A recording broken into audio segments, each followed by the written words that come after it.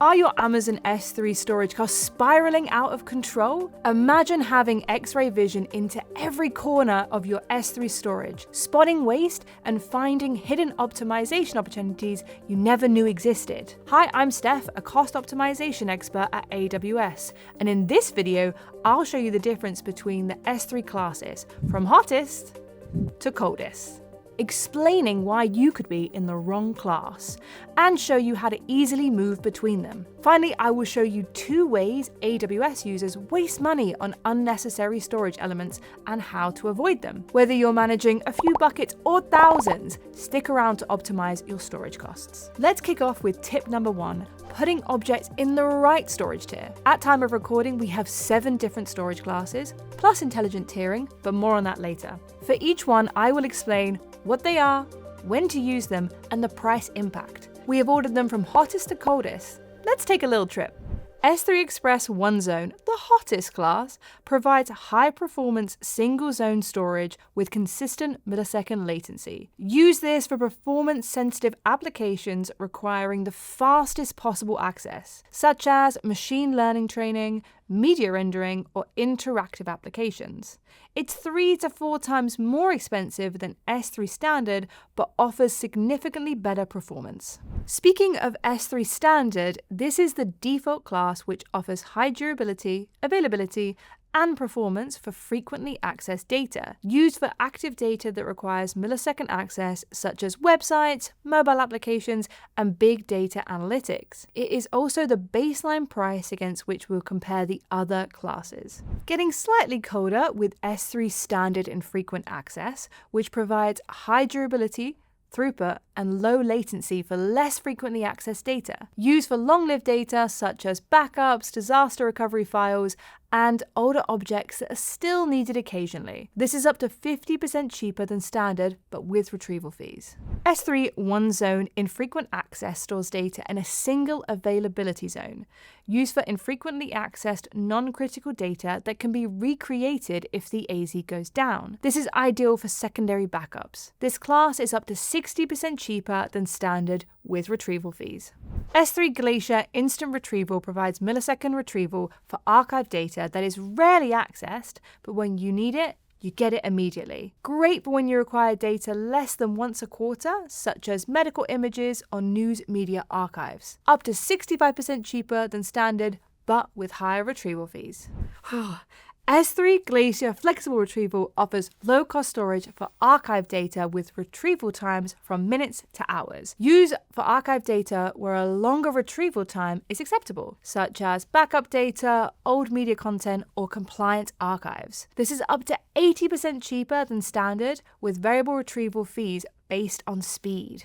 Finally, S3 Glacier Deep Archive is the lowest cost storage class designed for long-term retention of data access once or twice per year. This is great for when you can tolerate retrieval times of hours, such as regulatory archives, historical data, or digital preservations, with a huge saving of up to 95% compared to standard, with higher retrieval fees and longer retrieval times. Okay, now I'm freezing. Now that you know all the standalone classes and what data belongs in each one, how do you know when you're using the wrong class? You can use AWS Cost Explorer to give insight into objects that are not in the right storage class. Things to look out for: if your retrieval charges are high relative to total storage spend, if there are early delete charges, or if you see expedited retrievals. For these, investigate whether a different storage class would be a better choice. We can use S3 Lens to look at activity for our buckets. S3 Lens is a free tool in the console that delivers organization-wide visibility into object storage usage, activity trends, and makes actionable recommendations. Let's have a look at finding some buckets who are in the hot storage class which don't need to be. Our S3 Storage Lens dashboard is on the left-hand side of the screen. When we click into that, we will see 2 dashboards. One that is your default dashboard and one I made that looks at my whole organization. If we click into the organizational one, it will take us into this dashboard. We're going to focus on our buckets tab to look at which buckets might have cold objects. To do this, we're going to use the bubble analysis. We can choose the different filters to find this. So we're going to click on size and look for average object size, and then x-axis, we're going to look at total storage. On the y-axis, we're going to look at retrieval rate. This will enable us to find buckets that have objects that have not been retrieved. From here, we can see a large circle, which indicates we have a bucket that has objects that have never been retrieved. Looking at this data, we can find things like the name and the size of the objects. Let's figure out what storage class these objects are in. By clicking on the filter, we can then go to storage class and look at the trends visual. As suspected, these are all in standard storage, our hottest storage tier. If you would like to use the retrieval rate metric, this is a paid feature. So let me show you how to enable this. Go back to Storage Lens and choose your dashboard. Click on Edit, and from here scroll down to the metrics section. You can click on Advanced Metrics, enable the advanced metrics, and once you're happy with that, apply these changes. Now we know where we may have data in the wrong tier. How do we set up a process to move these resources? Well, we can use S3 Lifecycle rules. These can be applied at the bucket or prefix level and will transition objects from one tier to another. However, when transitioning data, there are costs associated to the different tiers. For example, if you move an object from Standard to Glacier Deep Archive, it is 5 cents per 1,000 objects transitioned. In addition to these fees, there is an overhead charge for metadata. Therefore, you will save money moving large objects to S3 Glacier Deep Archive, but you may actually spend more money moving smaller objects due to the overhead and one-time request costs. To dive into these costs in detail, check out the S3 pricing page linked in the description. If we do know our access patterns for large objects and want to move them into a colder storage class, we can set up a lifecycle policy. Here's our bucket that we found earlier. Going into this, we can see all of the objects are about 4 GB and in standard storage class. So how do we move them? Going on to management, we can create a lifecycle rule. First of all, we'll give this a name, such as move to IA. And for this one, we're going to limit the scope using a rule or filter. So specifically, we only want to move objects that are going to be bigger than 4 GB.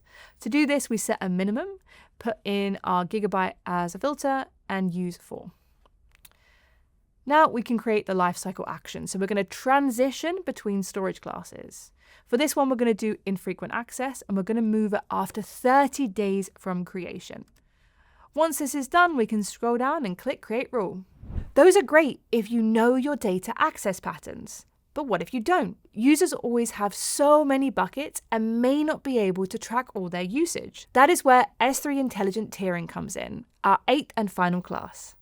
This option automatically moves objects between classes based on changing access patterns. This has the potential of savings up to 40% for infrequent access data and 68% on archive instant access compared to frequent access. But be warned, there is a monitoring fee, so the more objects you have, the higher the cost. It is good to know objects smaller than 128 kilobytes can be stored in S3 Intelligent Tiering, but will always be charged at the frequent access rates and are not charged for the monitoring or automation. Let's have a look at setting up that lifecycle.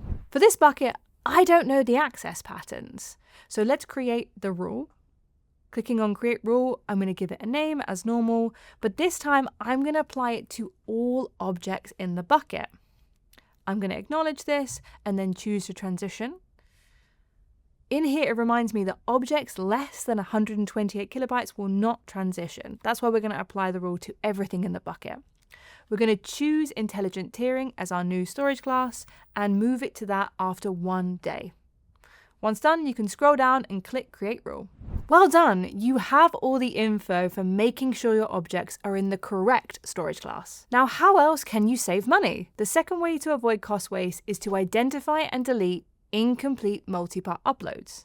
What are these? Well, say you have a large object, anything over 100 megabytes, and you need to put it into S3. The most efficient way is a multipart upload, or MPU. This splits the object into smaller chunks as it uploads. These are great unless some object parts make it and some don't. That could be due to a failure or a cancellation of the upload. The challenge is the parts of the object that made it incur costs, but you cannot see these in the console. Let's use S3 Lens to see if we have any buckets with this issue.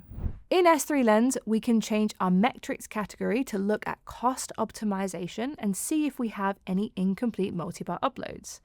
To find which buckets these are in, we go to the Buckets tab and change our metric to incomplete multipart upload bytes. From here, we can see which buckets have these incomplete multipart upload bytes. Now we know this, how do we fix it?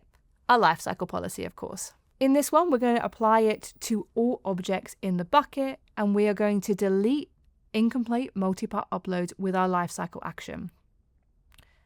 We're going to have this from 1 day of existing. Once you've done this, create your rule. Make sure to apply those lifecycle policies to all of your buckets so you don't incur costs for object parts you can't use. The third way to reduce costs is to avoid unnecessary API charges. All interactions with S3 are done through API requests, whether made directly by users or through applications. The challenge we see is these costs may not always be obvious. Let's discuss 3 tips for reducing API calls. Tip 1. Create larger objects. The costs of GET and PUT API calls are determined by the number of objects added or retrieved, irrespective of object size. A large number of small objects can escalate these charges. You should review the application architecture and consider creating larger objects instead of smaller ones. Tip 2. Use Amazon CloudFront if your use case involves large numbers of people retrieving the same content from locations that are geographically dispersed. CloudFront is a content delivery network service built for high performance, security, and developer convenience. CloudFront may help minimize API charges. Finally, the third tip is to use S3 bucket keys to reduce AWS key management service costs by up to 99%. S3 generates a bucket-level data encryption key from KMS so you can encrypt multiple objects instead of calling KMS for each object. Let's use Cost Explorer to see what API charges we are incurring. I've already filtered Cost Explorer to S3, but we can group by API operation. You can use this to see what API operations are costing you the most money. If API charges are more than 15% of your total S3 spend, consider investigating the options I just mentioned to reduce your costs. And it's that simple. Let me know in the comments if you have any questions and I'll get them answered. Please subscribe to AWS Developers for more tips on optimizing your workloads and saving money. Bye.